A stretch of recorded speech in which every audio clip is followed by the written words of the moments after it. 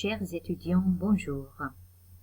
Aujourd'hui, nous allons étudier un des écrivains et des philosophes du siècle des Lumières qui s'appelle Jean-Jacques Rousseau. Jean-Jacques Rousseau est né le 28 juin 1712 à Genève et mort le 2 juillet 1778 à Hermonville. C'est un écrivain, philosophe et musicien genevois, c'est-à-dire c'est un écrivain francophone, puisqu'il est né à Genève. Il est orphelin de mère très jeune et sa vie est marquée par l'errance, c'est-à-dire le déplacement et le voyage.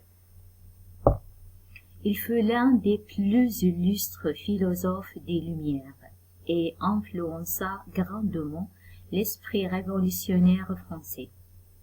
Il est particulièrement célèbre par son travail sur la société, l'État, ainsi que sur l'éducation.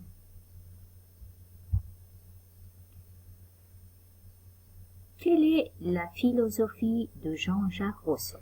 En fait, à la différence des philosophes des siècles des Lumières comme Montesquieu, Voltaire et Diderot, la philosophie de Jean-Jacques Rousseau dépend sur la nature.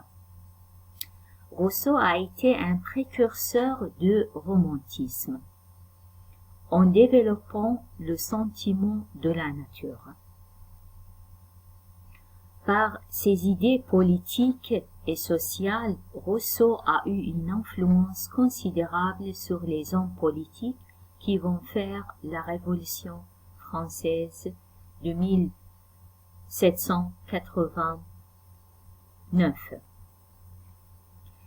Jean-Jacques Rousseau acquiert la gloire en 1750. Comment? Avec son livre ou son œuvre Discours sur les sciences et les arts. Il y prend comme hypothèse méthodologique ce qui va devenir le thème central de sa philosophie. En effet, pour Jean-Jacques Rousseau, l'homme naît naturellement bon et heureux, et c'est la société qui le corrompt et le rend malheureux.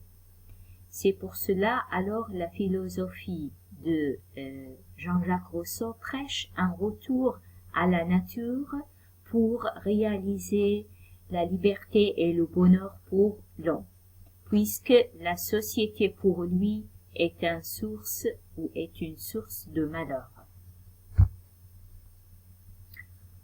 Les œuvres de Jean-Jacques Rousseau. Discours sur les sciences et les arts, 1750. Discours sur l'origine et les fondements de l'inégalité parmi les hommes, 1755. Julie ou la nouvelle Héloïse, c'est un roman publié en 1761. Du contrat social, 1762. L'Émile ou de l'éducation, 1762, et finalement les Confessions, publiées en 1782, c'est une œuvre posthume, c'est-à-dire parue après la mort de son auteur. Principales œuvres de Rousseau. Son principale œuvre de contrat social analyse les principes fondateurs du droit politique. C'est une œuvre politique. Pour Rousseau, seule une convention fondamentale peut légitimer l'autorité politique et permettre à la volonté générale du peuple d'exercer sa souveraineté.